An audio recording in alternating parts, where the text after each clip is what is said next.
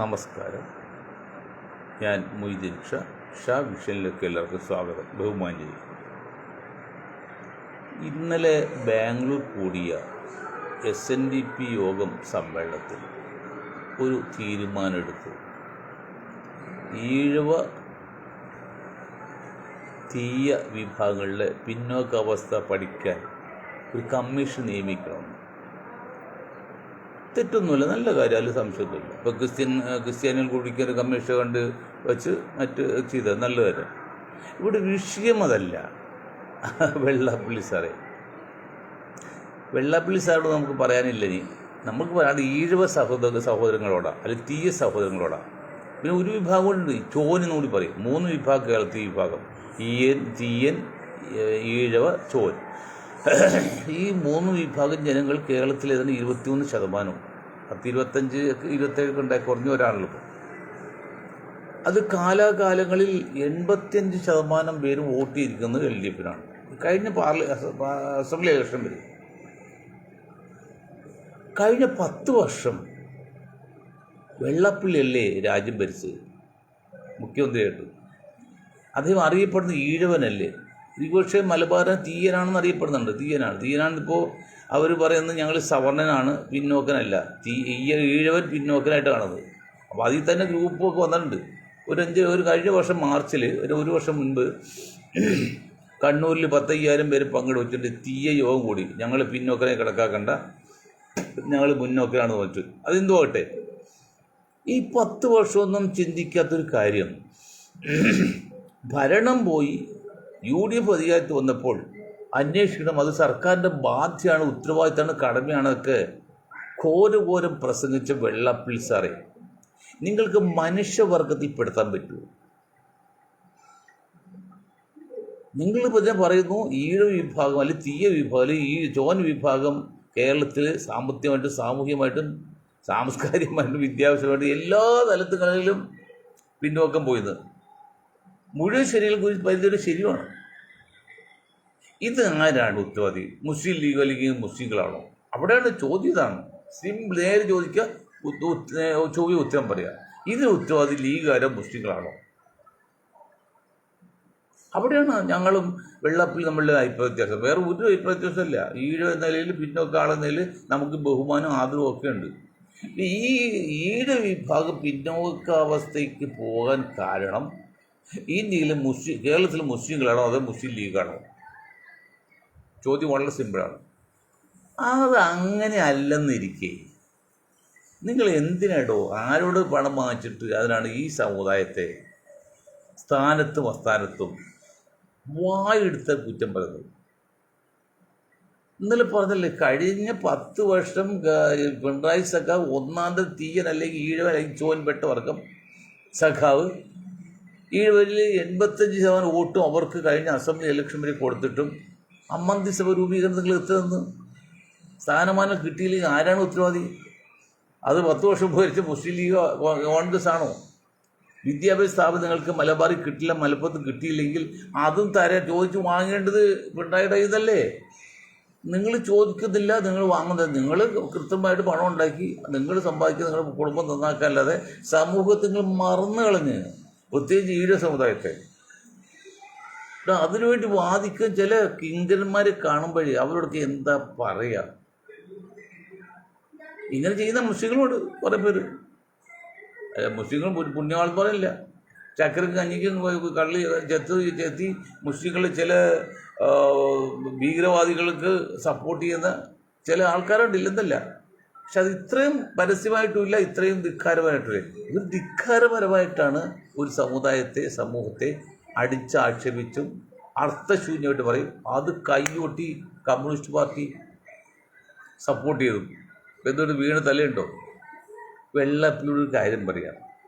ആദ്യത്തെ 4 വനിതാ മന്ത്രിമാർ ഈ പറഞ്ഞ തീയ വിഭാഗത്താണ്. ഒന്ന് KR Gouriamma, M Kamalam, MT Padma, Susheela Gopalan. ഇവർക്ക് ഈഴ വിഭാഗത്താണ്. ഇപ്പം എന്താണോ ഈ വെള്ളാപ്പള്ളി നിങ്ങൾ വന്നതിന് ശേഷം എന്താണ് ഈ ഈഴ സമുദായത്തെ താഴെട്ട് പോകാൻ കാരണം? കഴിഞ്ഞ 10-30 വർഷം നിങ്ങളില്ലേ നയിക്കുന്നത് നിയന്ത്രിക്കുക. എല്ലാത്തിനും ആളിനാട് പണത്തിന് പണം, സമ്പത്ത്, പിന്നെ എല്ലാ ഇതുണ്ടല്ലോ. എന്നിട്ട് നിങ്ങൾ നിങ്ങളുടെ സമൂഹത്തെക്കുറിച്ച് ചിന്തിക്കാത്തത്? സമൂഹത്തെക്കുറിച്ച് ചിന്തിക്കണം, നിങ്ങളുടെ സമുദായത്തെക്കുറിച്ച്. സമൂഹം അങ്ങനെ വളർന്നാൽ നിങ്ങൾ ചിന്തിച്ചാലും സമൂഹം വളർന്നോളും, മുസ്ലിം ലീഗ് ചിന്തിച്ചാലും വളർന്നോളും. പക്ഷെ നിങ്ങളുടെ സമുദായത്തെക്കുറിച്ച് എന്നിട്ട് കുറ്റം മുഴുവനും മലപ്പുറത്തുകാർക്കും മുസ്ലിങ്ങൾക്കും ലീഗിനുമാണ്. അത് വേണ്ട എന്നാണ് ഞങ്ങൾ പറയുന്നത്. അങ്ങനെ അന്ധമായി വിരോധം വേണ്ട. അത് അത് സമ്മതിക്കാൻ പറ്റില്ല, സാധിക്കില്ല. അത്ര മോശമായിട്ട് അവർക്ക് ജനസംഖ്യാനുപാതി കിട്ടേണ്ട ആനുകൂല്യങ്ങൾ പകുതി കിട്ടിയിട്ടുള്ളൂ. പക്ഷേ 30% മുസ്ലിങ്ങൾക്കോ 3 കിട്ടിയിട്ടുള്ളൂ. 33% മുസ്ലിങ്ങൾക്ക് 12% ഉള്ളു. അത് 3 ഉള്ളൂ. അതിൻ്റെ മുഴുവനായിട്ടില്ല, 8% ആയിട്ടുള്ളൂ. 100 ആയിട്ടില്ല. ആ 12%. എന്നിട്ട് അവർ ആനുകൂല്യം പോരാന്ന് പറയില്ല. അവർ പണിയെടുത്ത് സമ്പാദിക്കും കൂടുതൽ, കുറച്ച് പൈസ സമൂഹത്തിലോ. ഇപ്പം കണ്ടില്ലോ, നാരായണൻ എന്ന് പറയുന്ന ഒരു സുഹൃത്ത് ഓതങ്ങൾ താമസിക്കുന്നു. ഭാര്യയ്ക്ക് കാഴ്ചയില്ല, പണിയൊന്നുമില്ല, കഷ്ടപ്പെട്ട അവസാനം പിറവത്ത് കായലിൽ വന്ന് പുഴയിൽ വീണ് മരിച്ചില്ലേ സുഹൃത്തെ. ഞാൻ ഈ സംഘ് പരിവാറിനോടും ക്രിസംഖ്യയോടും പിന്നെ ഹിന്ദുക്കളോടും ഒക്കെ ചോദിക്കുകയാണ്, നിങ്ങൾ പ്രബല സമുദായമാണല്ലോ ഇന്ത്യയിൽ, കേരളത്തിലും. നിങ്ങളുടെ അണികൾ, നിങ്ങളുടെ അനുയായികൾ, നിങ്ങളുടെ അനുഭാവികൾ, അല്ലെങ്കിൽ നിങ്ങളുടെ മത വിശ്വാസികൾ ഇങ്ങനെ ദാരിദ്ര്യം കൊണ്ട് കഷ്ടപ്പെടും. നിങ്ങൾ എന്താ തിരിഞ്ഞു നോക്കാത്തത്? ഇത്ര ക്രിസംഖ്യയും അല്ലെങ്കിൽ സംഖ്യയും ഒക്കെ ഉണ്ടല്ലോ, എത്ര പിന്നെ സംഘ പരിവാറുണ്ട്. ഞങ്ങൾ അന്ധമായ RS വിരോധിയല്ല, അന്ധമായ ക്രിസംഖ്യ വിരോധിയല്ല. അവർക്ക് അവർ പറയണം, കുഴപ്പമില്ല. പക്ഷെ നീതി വേണമെന്നുള്ളൂ. എന്ത് നിങ്ങൾ ചെയ്യാത്തത്? ആ കാസർഗോഡ് ഒരു മാധവൻ പക്ക RSകാരൻ വയസ്സായപ്പോൾ വീട്ടുകാർ ഉപേക്ഷിച്ച്, നാട്ടുകാർ ഉപേക്ഷിച്ച് ഹോസ്പിറ്റലിൽ കിടന്ന് മരിച്ചിട്ട് ചെയ്യാൻ പോലും ആളില്ലാതെ വന്ന് അവർ മുസ്ലിം സ്ത്രീ ലീഗിൽപ്പെട്ട് നിങ്ങൾ അറിഞ്ഞല്ലോ. നിങ്ങൾ താഴോട്ട് ഇറങ്ങ്. ആത്മഹത്യ ചെയ്യുന്നതിൽ മദ്യപാനം നടത്തുന്നതിൽ ഈ പിന്നോക്ക ഹിന്ദുക്കളുടെ കൂടുതലും, മുന്നോക്ക ഹിന്ദുക്കൾ അത്രയില്ല. അവർ അടിക്കും, 1-2 സിപ്പൊക്കെ അടിക്കില്ല, അത് നീന്തോട്ട് പോവില്ല. 10,000, 50,000 ദിവസം വരുമാനുള്ളവന് 100-500 രൂപയുടെ സിപ്പ് അടിച്ചാൽ ഒന്നുമില്ല. ഇത് ആകെ 500 വരുമാനുള്ളവന് 500 വെള്ളം അടിച്ചാൽ മതി. അങ്ങനെ നിശാശ വന്ന് ചത്തുപോകുന്നു, രോഗിയാകുന്നു. നിങ്ങളെന്ത് നിങ്ങളുടെ ഈ ശാഖയിൽ കൂടി പറയണ്ടേ? ഞാൻ പറഞ്ഞ RSS എന്നൊരു സംഘടന ശക്തമാണ്, ഞാൻ സമ്മതിച്ചു. അവരൊക്കെ അതൊക്കെ ഉപയോഗിക്കണം. ആ സംഘടന കണക്കാക്കണം. ഞങ്ങളുടെ സമുദായം, ഹിന്ദു സമുദായം, പ്രത്യേകിച്ച് പിന്നോക്ക സമുദായം, നിങ്ങൾക്ക് ഒരു കാരണവശാലും മദ്യവും വെള്ളം പുകവലിക്കില്ല എന്ന് നിങ്ങളൊന്ന് ശ്രമിച്ചാലെന്താ? അത് നിങ്ങൾ ചെയ്യണ്ടോ? നിങ്ങൾ മുസ്ലിം വിരോധം പറഞ്ഞു നടക്കല്ലേ, ഈ സംഘ നടക്കല്ലാതെ അങ്ങ് താത്തിയോട്ടിൽ ചെയ്യുന്നുണ്ടോ? എൻ്റെ സുഹൃത്തന്നെ രാഘവൻ ചേട്ടൻ, ബസ് കണ്ടക്ടറാണ്. അത് എന്നോട് വിളിച്ച് പറഞ്ഞ കാര്യമുണ്ട് സംഭാഷണത്തിൽ. സാറേ, എന്നെ സാറേ വിളിക്കാൻ വിളിക്കുന്ന കാര്യം ബഹുമാനം കൊണ്ടായിരിക്കാം. നിങ്ങൾക്ക് ഉപദേശിക്കാൻ നിങ്ങളുടെ സമുദായമുണ്ട്, അതുകൊണ്ട് ആത്മഹത്യ ചെയ്യുന്നില്ല. ഞങ്ങളുടെ സമുദായത്തിൽ ഉപദേശിക്കാൻ ആരുമില്ല, അതുകൊണ്ട് ആൾക്കൊരു ആത്മഹത്യ ചെയ്യണം. ശരിയാണത്. 5 ദിവസം ഒരു ദിവസം 5 നേരം വാങ്ങി വിളിക്കുന്നു. എന്താണ് പറഞ്ഞത്? നിങ്ങൾ നല്ല രീതിയിൽ ജീവിക്കാൻ വേണ്ടിയുള്ള പ്രവേശം കൊടുക്കുന്നത്, അല്ല ആൾക്കാരെ ആക്രമിക്കാനല്ല. അങ്ങനെ ഒരു സംവിധാനം ഹിന്ദു സമുദായത്തിലുണ്ടോ? അമ്പലത്തിൽ രാവിലെ വൈകിട്ടോ ചില പൂജയൊക്കെ ഉണ്ടില്ലെന്നല്ല, അതുപോരാ. നമ്മുടെ ഇദ്ദേഹം പറഞ്ഞതുപോലെ ഹിന്ദു സമുദായത്തിന് മതപരമായ പഠന കേന്ദ്രങ്ങൾ തുടങ്ങണം. എല്ലാ ഹിന്ദു കുഞ്ഞുങ്ങളെയും നിങ്ങൾ ഹിന്ദു മതം പഠിപ്പിക്കണം. അത് പഠിപ്പിക്കണ്ടോ? എന്താണ് ഹിന്ദു മതം അറിയുമോ? അങ്ങനെ മതം ഇല്ലെന്ന് എല്ലാം പറയുന്നത്. എന്തുമാട്ടെ, ഞാനത് ഉണ്ടെന്ന് പറയാതല്ലേ. ഉണ്ടെന്നോട്ടെ, നിങ്ങൾ ആ മതം നിങ്ങൾ കുഞ്ഞുങ്ങളെ പഠിപ്പിക്കണം. അല്ലാതെ നിങ്ങൾ 3 വയസ്സ് കൊണ്ടിട്ട് ശാഖയെ കൊണ്ട് കളരി പഠിപ്പിക്കല്ലേ വേണ്ടേ? വർഗീയത പഠിപ്പിക്കല്ലേ വേണ്ടേ? എന്താണ് വർഗീയ പഠിപ്പിക്കുന്നത്? പറയുന്നത് ശരിയാണെങ്കിൽ എനിക്ക് തെളിവൊന്നുമില്ല. ഒരു മുസ്ലിമിനെ ഒരു മൂർഖപാമ്പിനെ കണ്ട മൂർഖപാമ്പിനെ രക്ഷിച്ചിട്ട് മുസ്ലിം കൊല്ലണമെന്ന് പഠിപ്പിക്കുന്നതാണ്. എനിക്കറിയില്ല, കേട്ടുപറയാണ്. അങ്ങനെയൊക്കെ അതുകൊണ്ട് മാറ്റി വെച്ചിട്ട് മനുഷ്യ സ്നേഹത്തെക്കുറിച്ച്, സാഹോദര്യത്തെക്കുറിച്ച്, വിശക്കുന്നതിന് വിശക്കുവാനത്തെക്കുറിച്ച്, വീടില്ലാത്ത വീട് വയ്ക്കുന്നതിനെ കുറിച്ച്, ഭക്ഷണമില്ലാത്ത ഭക്ഷണം കൊടുക്കാത്ത, തൊണ്ടില്ലെങ്കിൽ മുണ്ടില്ലാത്ത കുറിച്ച്, അങ്ങനെ ജനങ്ങൾക്ക് ഉപകാരപ്രദമായ കാര്യങ്ങളെക്കുറിച്ച് ക്ലാസ് എടുക്ക്. ഒരു മദ്രസയിലും ഞാൻ പുറത്ത് പറയാം, വളരെ യുക്തമായിട്ടും സത്യസന്ധമായിട്ടും ആത്മാർത്ഥമായിട്ടും പറയാം, ധൈര്യപൂർവ്വം പറയാം. ഒരു മദ്രസയിൽ നേരിട്ട് ഒരു മതവിരോധം പഠിപ്പിക്കുന്നില്ല. ഇൻഡയറക്റ്റ് ആയിട്ട് ചില ഗ്രൂപ്പിലൊക്കെ ചെല്ലുമ്പോൾ പഠിപ്പിക്കില്ല, എനിക്കറിയില്ല. നേരിട്ട് ഒരു മദ്രസ പഠനത്തിലും സിലബസിലും അന്യമത വിരോധം പറയുന്നില്ല. പറയുന്നത് ഹറാമാണ്. ഹറാം ഇനി നിഷിദ്ധമാണ്, തെറ്റാണത്. ഒരു മുസൽമാനെ സംബന്ധിച്ച് അങ്ങനെ ചെയ്യാൻ പറ്റില്ല. അത് ചിന്തിക്കാൻ പോലും പാവമാണ്. അപ്പം ക്ലാസ്സിൽ സിലബസ് ഇല്ലല്ലോ. സിലബസ് ഓപ്പണാണ്. നിങ്ങൾക്ക് ഏത് മദ്രസയിലെ സിലബസ് നിങ്ങൾ ചോദിച്ചാൽ നിങ്ങൾക്ക് തരും. ഏത് സംഖ്യക്ക് കൊടുക്കും, ഏത് കുസംഖ്യക്ക് കൊടുക്കും. എന്നിട്ട് പറയണങ്ങളുണ്ടോ? ഇല്ല. അതുകൊണ്ടാണ് സ്വന്തം അച്ഛൻ്റെ അമ്മയുടെ മുഖത്ത് നോക്കി ഛേ എന്ന് പറയുന്നത്. എന്നാൽ മുഖം ചുളിച്ച് ഈ ദേഷ്യപ്പെട്ടൊക്കെ പറയും. അങ്ങനെ പറയാൻ പാടില്ല. അത് ഛേ എന്ന് പറയണം, പറയാൻ പാടില്ല പഠിപ്പിക്കുന്നത്. അതുകൊണ്ടാണ് കേരളത്തിൽ പോലും ഒരു വൃദ്ധസദനവും ഇല്ല മുസ്ലിങ്ങൾക്ക്. ഒരൊറ്റ വൃദ്ധസദനമില്ല. അഗതി മന്ദിരമുണ്ട്, അനാഥ മന്ദിരമുണ്ട്, ബാലസദനങ്ങളുണ്ട്, വൃദ്ധസദനമില്ല. അത് ഒരു വൃദ്ധനെ അന്വേഷിച്ചില്ലെങ്കിൽ ആ സമുദായത്തിലെ മുസ്ലിയാർ ഉൾപ്പെടെ പള്ളി കമ്മിറ്റി ഉൾപ്പെടെ വന്നിട്ട് അവരെ പയറിയും വീട് 2 കൈ കൊടുക്കും, 2 കൊടുക്കും. അച്ഛൻ അന്വേഷിച്ചില്ലെങ്കിൽ, വാപ്പൻ അന്വേഷിച്ചില്ലെങ്കിൽ. അത് നിങ്ങൾ സമുദായത്തിലുണ്ട്. ഹിന്ദു സമുദായം പ്രത്യേകിച്ചുണ്ടോ? ആൾക്കൊടുത്തി കൊണ്ട് അമ്മയെ ഉപേക്ഷിച്ച് പോരുന്ന എത്രയോ ആൾക്കാരെ നമ്മൾ കാണുന്നുണ്ട്. അപ്പോൾ സംഘപരിവാരത്തോടും RSSനോടും നമുക്ക് പറയാനുള്ളത്, സ്നേഹത്തിൻ്റെ ഭാഷയിൽ പറയാനുള്ളത്, ഇന്നലെ നാളെ നിങ്ങൾ നമുക്ക് അനുകൂലം നിൽക്കും എന്ന നല്ല പൂർണ്ണ വിശ്വാസങ്ങളോട് പറയാണ്. നിങ്ങളുടെ സമുദായത്തെയും പ്രത്യേകിച്ച് പിന്നോക്ക സമുദായത്തെ ആത്മഹത്യയിൽ നിന്ന് രക്ഷിക്കുക, പട്ടിണിയിൽ നിന്ന് രക്ഷിക്കുക, പാർപ്പിടം ഉണ്ടാക്കി കൊടുക്കുക. നിങ്ങൾ എത്ര ചെയ്യുന്നുണ്ട്? സേവാഭാരതിയായിട്ട് ഒന്ന് വണ്ടി ഓടുന്നുണ്ടില്ല, ഓടുന്നത് മാത്രം പോരാ, പ്രാക്ടിക്കലായിട്ട് ചെയ്തു കൊടുക്കണം. അതാണ് ചെയ്യേണ്ടത്. അപ്പോൾ ആ കാര്യങ്ങൾ ചെയ്യണമെന്ന് വെള്ളാപ്പള്ളി ഉൾപ്പെടെ എല്ലാ നേതാക്കളോടും സംഘപരിവാരോടും പ്രസംഗികളോടും ഒക്കെ പറയണം. അങ്ങനെ മാതൃക കാണിക്കുക. ഇതാണ് ഞങ്ങളുടെ മാതൃക, അത് കാണിക്കുക.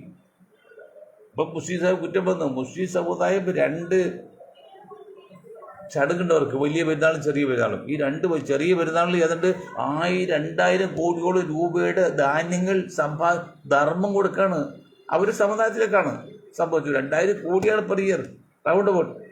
അവർ 2000 കോടിയുടെ മാംസങ്ങളാണ് വിതരണം ചെയ്യുന്നത് ഫ്രീ ആയിട്ട് വലിയ പെരുന്നാളിന്. കൊല്ലത്തിൽ 2 പ്രാവശ്യം. എന്ന് പറഞ്ഞാൽ കൊല്ലത്തിൽ 2 പ്രാവശ്യമെങ്കിലും 2 ദിവസമെങ്കിലും മുസ്ലിം സമുദായപ്പെട്ട ആരും പട്ടിണിയെടുക്കരുത്. ആ 2 ദിവസമെങ്കിലും. അതുകൊണ്ട് പ്രശ്നം പരിഹരിച്ചില്ല. എള്ളുന്നോളായി. അതൊക്കെയാണ് തത്വം. അല്ല ആടിനെ കൊന്ന്, അല്ലെങ്കിൽ പോത്തിനെ കൊന്ന് രക്തം ചാടിയിട്ട് ദൈവത്തിനെ പടച്ചവനെന്ത്? ഒന്നും ആവശ്യമില്ല. അത് മനുഷ്യന് കൊടുക്കാൻ വേണ്ടിയാണ്.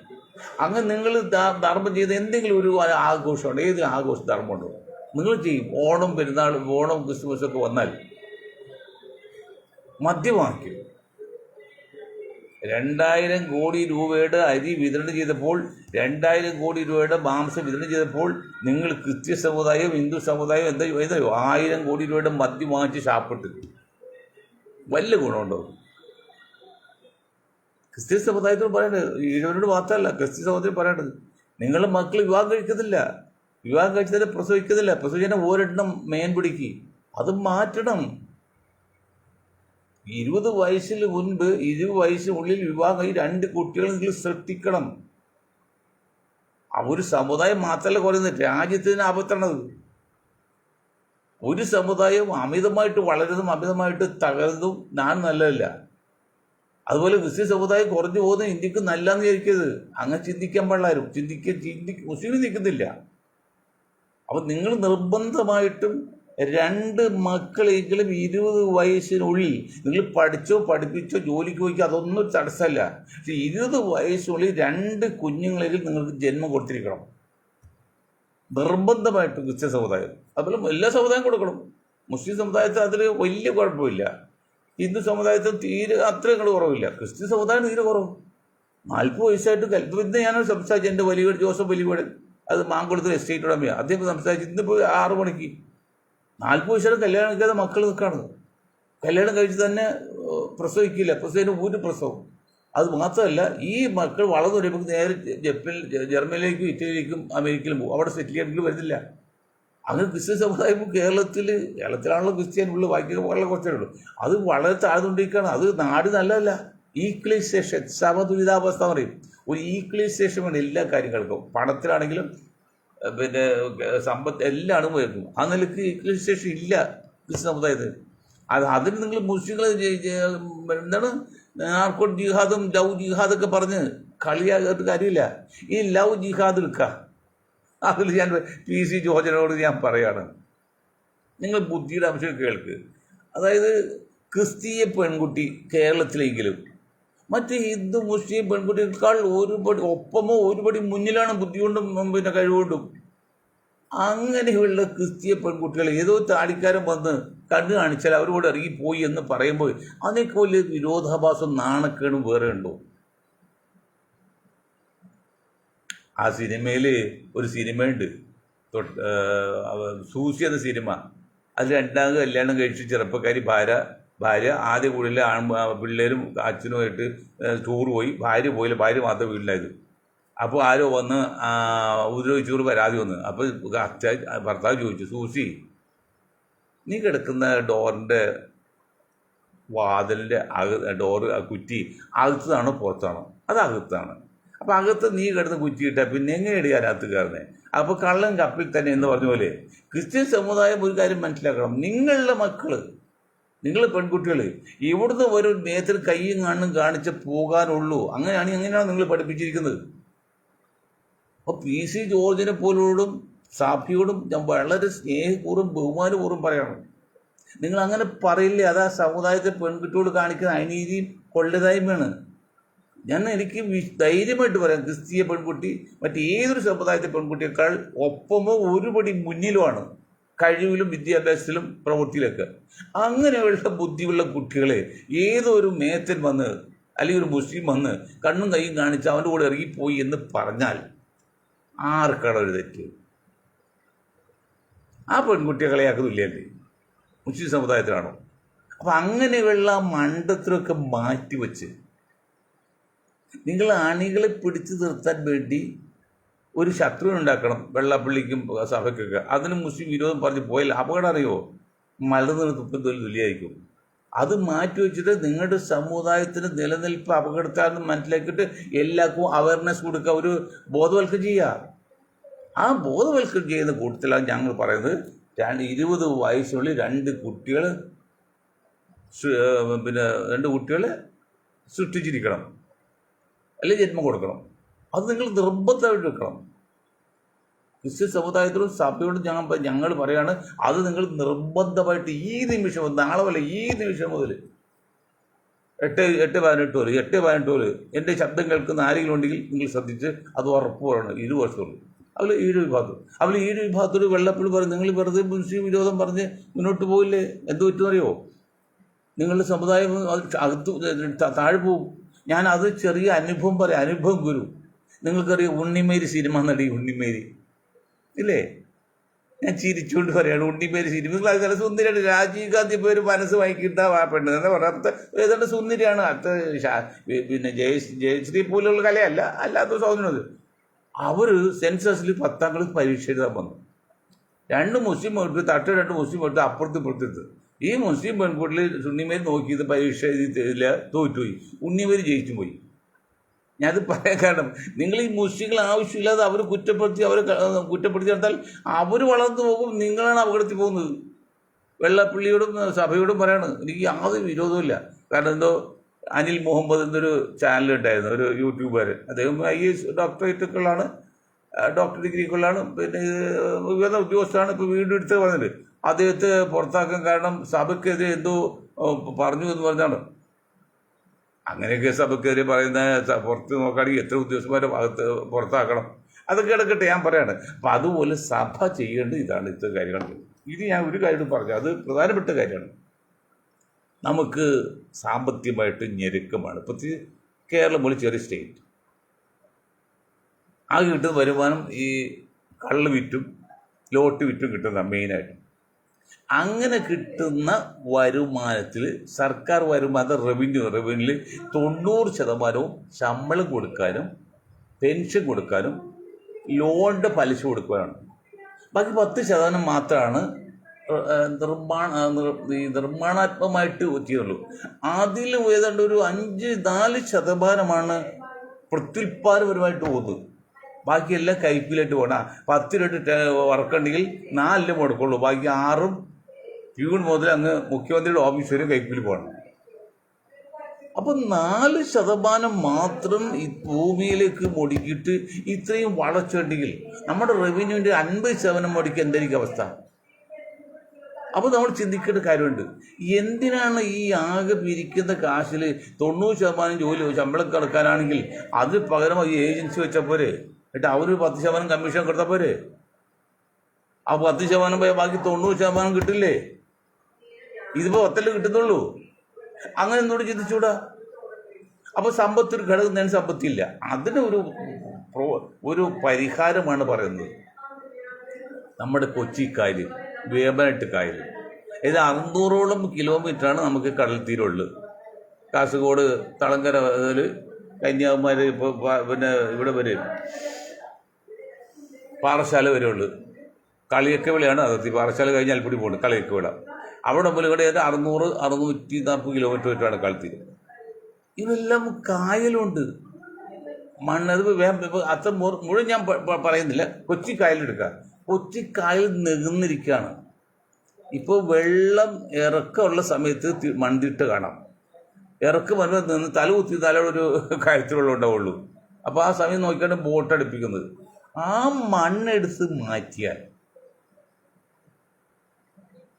ഏറ്റവും സുലഭമായി കിട്ടുന്നത് 2 വസ്തുവാണ് കേരളത്തിൽ: വെള്ളവും കരണ്ടും മണ്ണും. അങ്ങനെയാണ് ഈ ട്രാവൻകൂർ റേവൻസും FACT ഒക്കെ ഇവിടെ വരാൻ കാരണം. പെരിയാറിന്റെ വെള്ളം, കരണ്ടൊക്കെയാണ്. അത് 3 ദുർലഭമായത് മാത്രമല്ല വിലയും കൂടുതലാണ്. അപ്പം മണ്ണൊരു വലിയ ദുർലഭ വസ്തുവായിക്കാണ്, നമുക്ക് ആവശ്യമാണ്. ഒരു ടാങ്കറിൽ കയറ്റി കൊടുത്ത് 10,000 രൂപ കിട്ടും. ഏത് നമ്മൾ ഈ ടാങ്കർ ചെളിമണ്ണായിട്ട് തന്നെ ടാങ്കറിൽ കയറ്റി അത് എവിടെയെങ്കിലും ആവശ്യമുള്ള എടുത്ത് കൊണ്ട് ഇറക്കി കഴിഞ്ഞാൽ 10,000 രൂപ കയറ്റി കൊടുത്താൽ കിട്ടും. മറ്റു വണ്ടി വാടകയൊക്കെ വേറെയാണ്. ടാങ്കർ വലിയ ലോഡാണല്ലോ. അല്ലെങ്കിൽ അതെടുത്തിട്ട് ഐലൻഡിൽ ഒഴിഞ്ഞെടുക്കുന്ന സ്ഥലമുണ്ട്, അവിടെ അടിച്ച് ഡംപ് ചെയ്യുക. എന്നിട്ടത് വെള്ളം ഒലിച്ചു പോയി കഴിയുമ്പോൾ ഒരാഴ്ച വെക്കും. അത് മണ്ണ് ഉറച്ചല്ലെങ്കിൽ മണ്ണായി കിട്ടും. ആ മണ്ണായിട്ട് കയറ്റി വിടാം. അല്ലുകൂടി ഇല്ലെങ്കിൽ ഈ മണ്ണെടുത്ത് ഇഷ്ടി ഉണ്ടാക്കാം. അല്ല, ഉപ്പിൻ്റെ അംശമുണ്ട്, അത് കളഞ്ഞിട്ട് ഇഷ്ടി ഉണ്ടാക്കാം. അതൊക്കെ പ്രൊജക്ട് റിപ്പോർട്ട് ഞങ്ങൾ ഗവൺമെൻറ് കൊടുത്തിട്ടുണ്ട്. 10-15 വർഷം കൊടുത്തിട്ടുണ്ട്. ആ ഇഷ്ടിക്ക് പേരിട്ട് സീ ബ്രിക്സ്, കടൽ ഇഷ്ടിയാണ്. ഇഷ്ടിക്ക് എന്താ ഡിമാൻഡ്, എന്താ വില? ചെങ്കലിന് എന്താ വില, മണ്ണ് എന്താ വില, ഇഷ്ടിക്ക് എന്താ വില? പാറപ്പൊടിക്ക് എന്താ വില? കിട്ടാനില്ല. ഇഷ്ടി ഉണ്ടാക്കാം. അങ്ങനെ എടുത്ത് മാറ്റിക്കഴിഞ്ഞാൽ കോടിക്കണക്കിന് രൂപയുടെ വരുമാനം ഒരു കൊല്ലം കിട്ടും നമ്മുടെ സ്റ്റേറ്റ് ഗവൺമെൻറ്. അതിന് വേറെ ഗുണമുണ്ട്. എന്നാൽ കരഭൂമിയിൽ നിന്ന് നമ്മൾ 1 കിലോ മണ്ണെടുത്ത് മാറ്റിക്കഴിഞ്ഞാൽ ആ മണ്ണ് ഒരിക്കലും പിന്നെ ഉണ്ടാവില്ല. മറിച്ച് കടലിൽ കായലിലെ മണ്ണ് മാറ്റാണല്ലോ, അത് വീണ്ടും തിരിച്ചു വരും. ഒരു കൊല്ലാകുമ്പോഴേക്ക് വീണ്ടും ഈ പ്ലാവിലേക്ക് ചക്ക ഉണ്ടാകും പോലെ വീണ്ടും മണ്ണ് വരും. അപ്പോൾ അത് കണ്ടിന്യൂറ്റി ആയിട്ട് തുടർച്ചയായിട്ട് പോകാം. തന്നെയുമല്ല, 500 കോടി രൂപ വെച്ചാണ് നമ്മൾ മണ്ണ് മാന്തി യന്ത്രം വെച്ചിട്ട് കടൽ ആഴം കൂട്ടി കപ്പിച്ചാൽ. അത് വലിയ വലിയ ഉള്ള കമ്പനിയാണ്. അതിൽ എന്താ ചെയ്തറിയോ? സാധാരണ വേലിയേറ്റം വേലിയേർക്കാൻ 50-50 പകുതി സമയം വേലിയേർക്കും, പകുതി സമയം വേലിയേറ്റം. ആ വേലിയേറ്റം ഉള്ള സമയത്ത് മണ്ണടിക്കാൻ പാടില്ലാതെ. അപ്പോൾ ഇങ്ങനെ 12 മണിക്കൂർ പണിയാൻ പറ്റുള്ളൂ. ഈ 12 മണിക്കൂർ ഈ ഡ്രഡ്ജർ വെറുതെ എടുക്കണം. ഓടിക്കണത് വാടക കൊടുത്ത് വാങ്ങിക്കല്ലേ. അത് മുതലാക്കാൻ വേണ്ടി 27 മണിക്കൂർ അടിക്കുകയാണ്. അപ്പോൾ അങ്ങോട്ട് ഉൾക്കളി കൊണ്ട് മണ്ണ് അങ്ങനെ ഇങ്ങോട്ട് പോരും. അതാണ് പെട്ടെന്ന് അറിയുന്നവിടെ. അത് പഠിക്കേണ്ട കാര്യമാണ്. പിന്നോക്ക സമുദായം അല്ലെങ്കിൽ ഈഴ വിഭാഗത്തെക്കുറിച്ച് പഠിക്കുന്ന കമ്മീഷൻ വഹിക്കുന്ന പറഞ്ഞ പോലെ ഇതിനൊക്കെ പഠിക്കാതെ കമ്മീഷൻ വഹിക്കേണ്ടത്. അത് ജനങ്ങൾക്ക് അനുകൂലമായി കിട്ടുന്നത്. അപ്പോൾ നമ്മൾ സർക്കാർ ഒന്ന് ശ്രമിക്കുക. ആ മണ്ണെടുത്ത് മാറ്റിയാൽ കോടിക്കണക്കിന് കിട്ടും. അത് 1 വർഷം കഴിഞ്ഞ് വീണ്ടും വരികയും ചെയ്യും. അതുകൊണ്ട് എന്ത് ഗുണം അറിയുമോ? കായൽ ആഴം കൂട്ടും, മത്സ്യബന്ധനം കൂടുതൽ കിട്ടും, അവിടുത്തെ വെള്ളം വൃത്തിയായിരിക്കും. ഈ മറൈൻ ഡ്രൈവ് നികത്തിയപ്പോൾ അന്ന് ബോംബെയിൽ ഒരു എഞ്ചിനാണ് മെയിനായിട്ട്. ആ എഞ്ചിന് പറഞ്ഞറിയോ, മറൈൻ ഡ്രൈവിൽ യാതൊരു പണിയും നടത്തരുത്, മതിൽ കെട്ടരുത്. അത് കായലോട് ഇങ്ങനെ ഫോർട്ട് കൊച്ചിയിൽ കിടക്കുമ്പോൾ കായലോട് ഇങ്ങനെ ചരിഞ്ഞ് കിടക്കണം. ആ കായൽ തീർത്ത് മനുഷ്യർ ഇറങ്ങാൻ പറ്റിയ രീതിയിൽ ഒരുവിധ കെട്ടവും വെള്ളം മരവും വെള്ളം ഒന്നും വെള്ളം കംപ്ലീറ്റ് തുറസായിട്ട് ഓപ്പണി കിടക്കണമൊക്കെ. ആ നിയമത്തെ കാറ്റിപ്പത്തിക്കൊണ്ട് ആദ്യം വിറ്റ് കാശാക്കി പിന്നെ കെട്ടം പണിത് ഇപ്പോൾ കെട്ടം നടക്ക്. വടക്ക് പടിഞ്ഞാന്ന് പറഞ്ഞ കാറ്റ് പോലും വരാൻ പറ്റാത്ത അവസ്ഥയും. നമ്മുടെ ഉദ്യോഗസ്ഥന്മാരെ, നമ്മുടെ രാഷ്ട്രീയ നേതാക്കാര് മണ്ടന്മാരായ രാഷ്ട്രീയ നേതാക്കൾ, ഒരു കഴിവില്ലാത്ത വെറും പക്ക രാഷ്ട്രീയ ചിന്ത മാത്രമല്ല. അടുത്ത ഇലക്ഷന് എങ്ങനെ ജയിക്കാമെന്നല്ലാതെ, എനിക്ക് എങ്ങനെ കാശുണ്ടാക്കുന്നല്ലാതെ നാടിനെ സ്നേഹിക്കുന്ന ഒരു രാഷ്ട്രീയ നേതാവുണ്ടോ? ഞാൻ പുല്ലേപ്പൊടി റോഡിനെ കുറിച്ച് പോലോ ഇപ്പം അടുത്ത കാലത്ത് 100 കോടി രൂപ പാസ്സാക്കിയായിട്ട് കാണുന്നുണ്ട്. നടക്കും അത്. മനുഷ്യൻ വിചാരിച്ചാൽ ഒരുപാട് കാര്യം നടക്കും. മനുഷ്യന് വളരെ ശക്തിയുള്ള വസ്തുവാണ്, ജീവിയാണ്, ആത്മാർത്ഥമാണ്. അതില്ല. അങ്ങനെ എന്തെല്ലാം നിർദ്ദേശങ്ങളുണ്ട്. അതൊക്കെ നിങ്ങളൊന്ന് ഒരു ചർച്ചയിൽ വയ്ക്കുക. ഞങ്ങൾ വരാം, ഞങ്ങൾ മുഴുവൻ പറയാം. ഇതെല്ലാം വരും തല 100 വർഷത്തേക്ക് ഉപയോഗിക്കാവുന്ന കാര്യങ്ങൾ ഞങ്ങൾ പറയുന്നത്. 100 years only, അല്ല നാളത്തേക്ക് വേണ്ടിയല്ല. കേവലം പഞ്ചായത്ത് മെമ്പറാകാനോ വാർഡും ഞാനിവിടെ ഈ സെക്രട്ടറി അനക്സ് വേണമെന്നൊക്കെ പറഞ്ഞ സെക്രട്ടറി ഫ്ലെക്സ് ഒക്കെ പോയി ചെല്ലി വെച്ചോ ഇയാൾക്ക് കോർപ്പറേഷനിൽ മത്സരിക്കാൻ വേണ്ടിയാണെന്ന് വെച്ചിട്ട് ഫ്ലെക്സ് കളിച്ചിട്ടുണ്ട്. ഞാൻ മത്സരിക്കാൻ വേണ്ടിയല്ല. മത്സരിക്കാൻ വേണ്ടിയാണെങ്കിൽ ഇങ്ങനെയല്ല കളിക്കണേ. ആ കളി ഞങ്ങൾക്കറിയാം. ഞങ്ങൾക്ക് താല്പര്യമില്ല. അഴിമതി ചെയ്യാൻ വേണ്ടിയല്ലേ? താല്പര്യമില്ല. കൈക്കൂലി വാങ്ങിക്കാൻ വേണ്ടി താല്പര്യമില്ല. നമുക്കത് അക്കാപ്പിച്ച വേണ്ട. നമ്മൾ ചിലരോട് നിങ്ങൾ ചിലപ്പോൾ ചില സഹായം ചോദിക്കും, സാമ്പത്തികമായിട്ട് പാർട്ടി ഫണ്ടിലേക്ക് ചെറിയ ഇനം തരാം. അത് നിങ്ങൾ സന്തോഷത്തിൽ തരുന്നതാണ്. അത് തറവം ചോദിക്കുന്ന പോലെയാണ്. തറവം വാങ്ങിക്കുഴപ്പമില്ല. അത് ഞങ്ങൾ കൈക്കൂലി വാങ്ങിക്കില്ല. അപ്പം ഇങ്ങനെ നിൽക്കുമ്പോൾ ഗവൺമെൻറ് കേരളയും സതീശൻ മുഖ്യമന്ത്രിയൊക്കെ ഒന്ന് ശ്രദ്ധിക്കുക. എന്തെങ്കിലും ആവശ്യം ഞങ്ങളെ വിളിക്കുക. നമ്മൾ നിർദ്ദേശം കൊടുത്തിട്ടുണ്ട്. ഇവിടെ കാര്യങ്ങൾ കൊടുത്തതിൻ്റെ കോപ്പിയുടെ ഒരു ഫയൽ അടച്ചിരിക്കുകയാണ്. അടച്ച് 10, 30, 40 വർഷത്തെ അധ്വാനത്തിൻ്റെ പ്രവർത്തനത്തിൻ്റെ ഫലമെല്ലാം ഷോക്കി വെച്ചിരിക്കുകയാണ്. അത് ചെയ്തിട്ടുണ്ട്. അപ്പം അങ്ങനെ ചെയ്യണമെന്ന് പറഞ്ഞുകൊണ്ട് ഞാൻ എൻ്റെ വാക്ക് നിർത്താൻ നിൽക്കും. ഒരായി നന്ദി. ജയ് ഹിന്ദ്.